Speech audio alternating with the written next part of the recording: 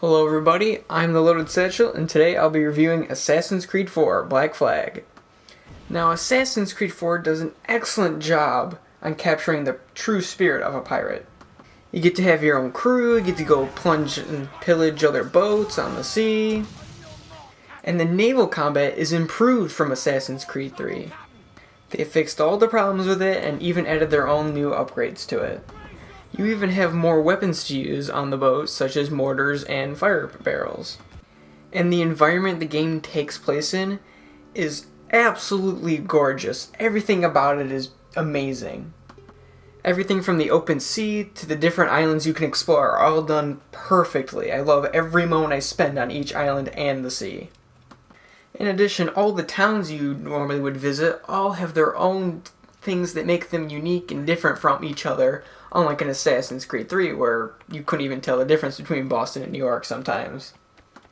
Also, the open world is actually an open world. It is a large area in which you can explore in.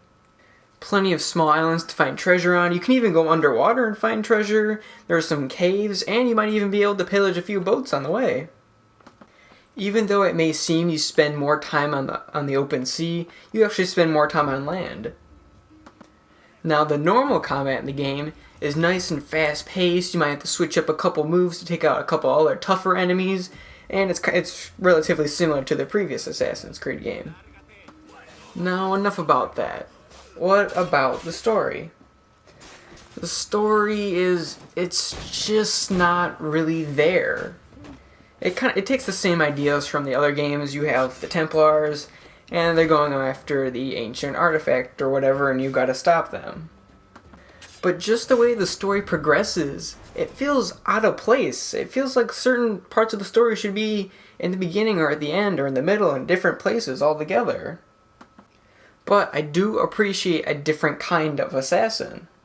He's not like the other assassins where it's like, follow the creed, I gotta do this. No, he's like his own guy. He's like going after the treasure, he wants the money, but at the same time, he still kind of goes with the creed. But it gets worse when you realize that you still have to play in present day. Yeah, it's even worse than before. You're just in some random first-person view, holding what it looked just a touchpad, whatever, and walking around shaking her head, doing random pointless objects or objectives for people, my bad. They even said you were going to be able to customize your own guy in the present day, but nope, they just put that aside and said first person view. You're holding a touchscreen pad thing, putting it up to your face to follow an objective point and do random stupid hacking minigames that aren't even fun at all. They're frustrating. Once you've completed the mind-numbing storyline, there are plenty of side activities to do that are not just collecting pointless feathers. There are still collectibles, and one of them I still haven't figured out. It's the animus fragments, and then there's the different music sheets you can gather to have your crewmen sing different songs while on the boat. Now, there are other things besides collecting items, such as pillaging forts, so that way you can have a nice open free sea. You can also hunting, diving for treasure, even exploring old Mayan ruins that are on the different islands. Now overall, it'll take you a really long time to actually beat the game. It's taken me 24 plus hours just to get through the campaign, and barely even to stop to go do some other side activities. Now, some other small things that they added that I liked were that every time you use Eagle Sense, you can, when it highlights the enemy or target, it keeps them highlighted so that when you exit, you can monitor them through buildings and such.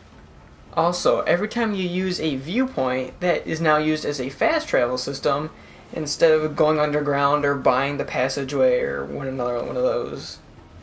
And every time you go onto an island, it gives you a little sidebar of what needs to be done. Now, I did have some frustrating moments with the game. There were some points when I wanted Edward to climb something, but he just wouldn't. He would just hug the wall. Or he would jump in the opposite direction when I didn't want him to. And one thing they repeat in almost every mission is that you have to tail the enemy. And after like the third or fourth time, it's just getting so old and tired, you just get really mad at it. And every time you exit the Animus to go into present day, that frustrated me every time. Now, the multiplayer that people rarely play is basically Assassin's Creed 3, except they updated the graphics, added some new characters, and basically just added like 1 or 2 more game modes. That's it. As a final rating, I give this game an 8.75 out of 10. And it gets my satchel seal of approval. Definitely worth the $60. Now, I would have given it a higher rating if the story was better. It just wasn't delivered the right way. But all of the characters themselves are all cool, unique. Even the Templars are pretty cool. And the whole present day thing, they just need to drop that. But everything else in the game is a nice redeeming factor for it. And I'm just hoping that the Season Pass DLC that's going to come out has a much better story. Alright, that's all the time I have for today.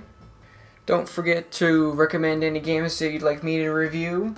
And if you want, come follow me on the Tweetser network. Or is it Twitter? I can never tell. But until next time, I'll see you guys on the next review.